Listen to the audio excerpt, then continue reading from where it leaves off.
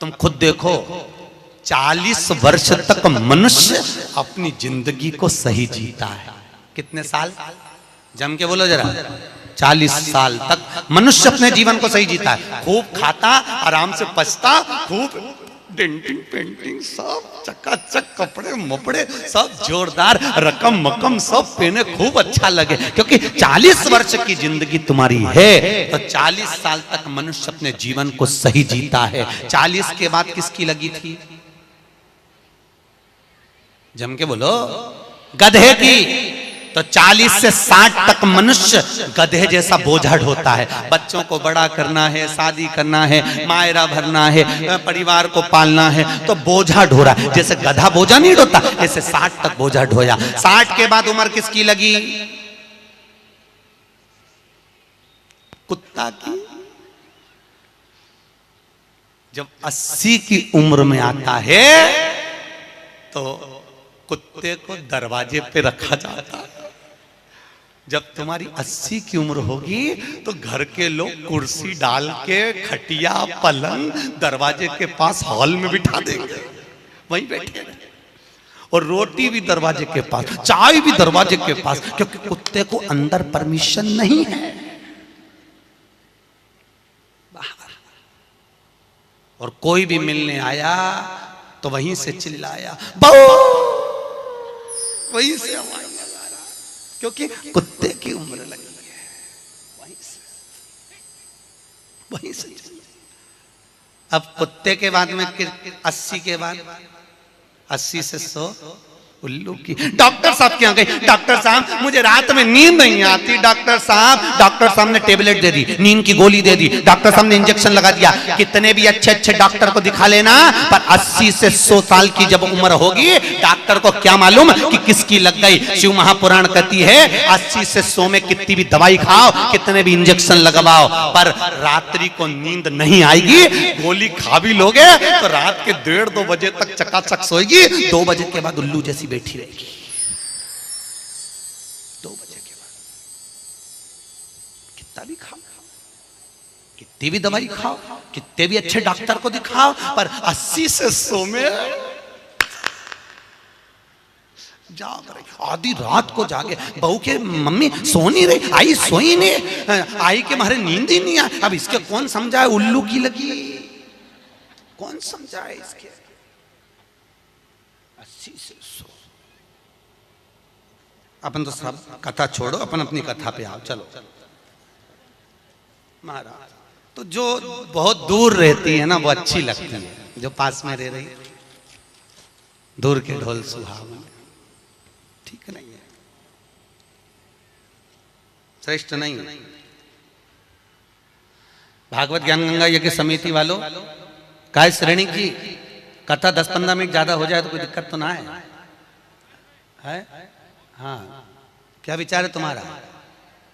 नहीं, अगर खाना हो तो मैं तुम अक्षतम केसव कर दूं, मारे का ये मिर्ची का ठेसा तैयार, अपने कहीं कर।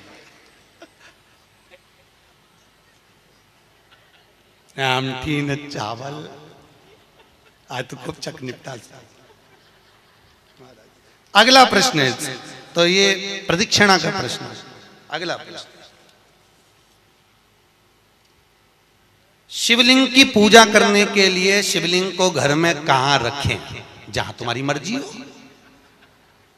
अब ये तो भगवान शंकर को पूजा घर में रखो ना, जहां पूजन होती है,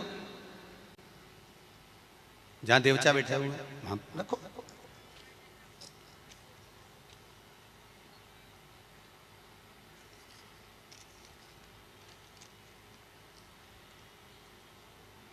पीपल के पेड़ को सोमवती अमावस्या के दिन 108 फेरी क्यों लगाई जाती है?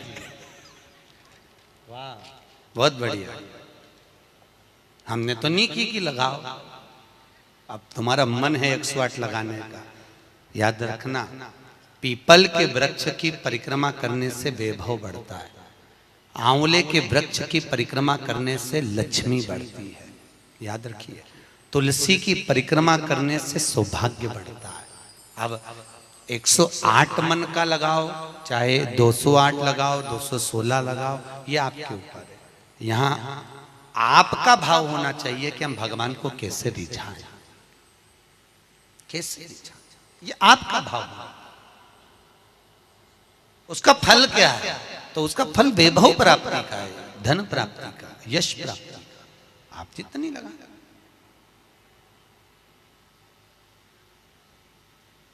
ऋषभदेव जी के पुत्र श्री भरत जी महाराज अपनी योनि से छूटे तो हिरण की योनि में गए।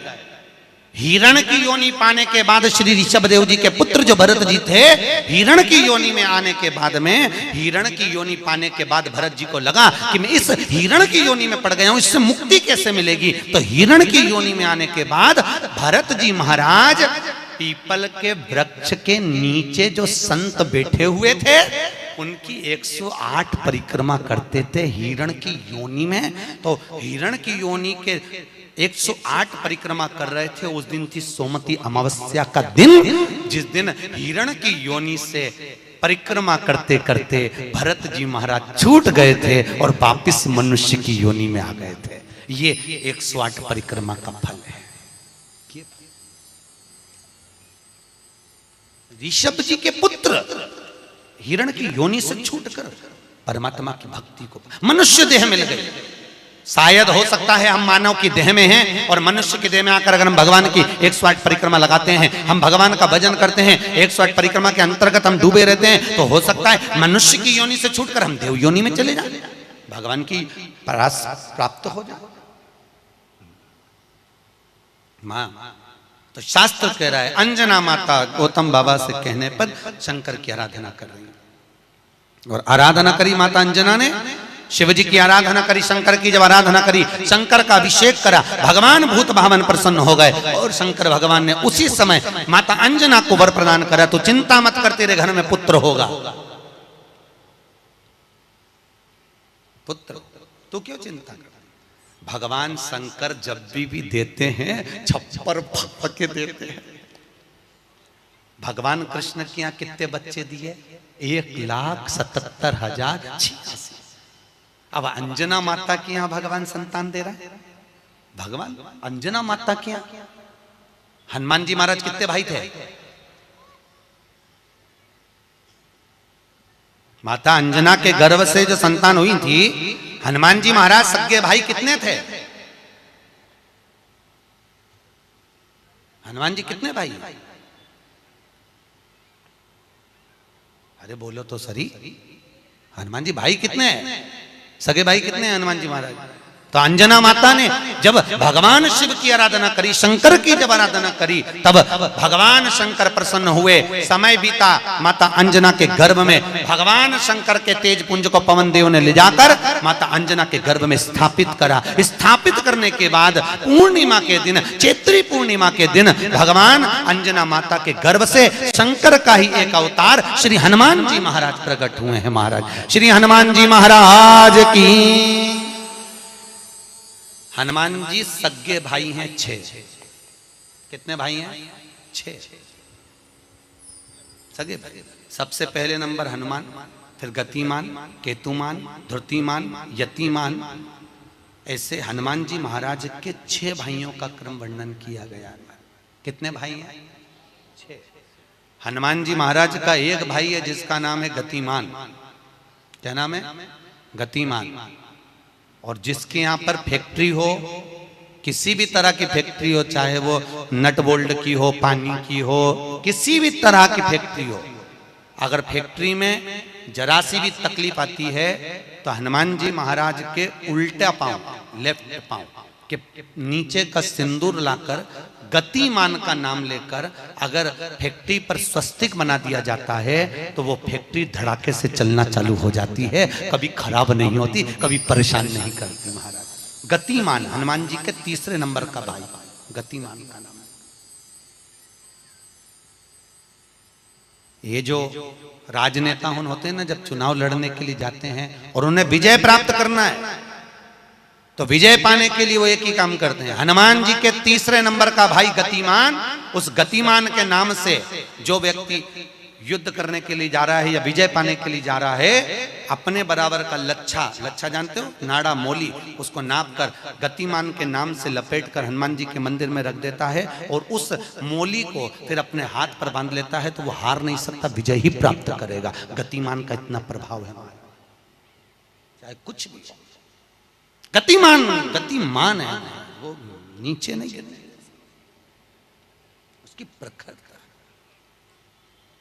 गतिमान श्री हनुमान जी महाराज का प्रागट्य हुआ। अंजना माता के गर्भ से श्री हनुमान जी महाराज प्रकट हुए। पवन तनय संकट हरन मंगल मूर्त रूप, राम लखन सीता सहित हृदय बसौ सुर भूप। श्री हनुमान जी महाराज प्रकट हुए। देवताओं ने पुष्पों की वृष्टि करी, गंधर्व गान करे, अप्सरा नृत्य करी, चारों तरफ सुख समाहित हुआ। श्री हनुमान जी महाराज की। हनुमान जी महाराज प्रकट हुए। प्रबल रावण को मारने में सबसे ज्यादा सहयोग किसने करा था? अरे जम के तो बोलो, हनुमान जी। पूरी पृथ्वी पर सबसे ज्यादा मंदिर किसके हैं? बोलो तो हनुमान के। अपने करमाला में तुम गिनना, अगली बार आऊंगा तो पूछूंगा। अगर अगली बार भागवत ज्ञान गंगा यज्ञ समिति ने मान लो बुलाया, तो पूछूंगा आपसे आके कि करमाला में कितने हनुमान जी के मंदिर हैं और राम जी के मंदिर कितने हैं? राम जी के मंदिर अगर 5 होंगे तो हनुमान जी के मंदिर 20 होंगे। हर जगह पर हनुमान मिल जाएंगे, हर जगह।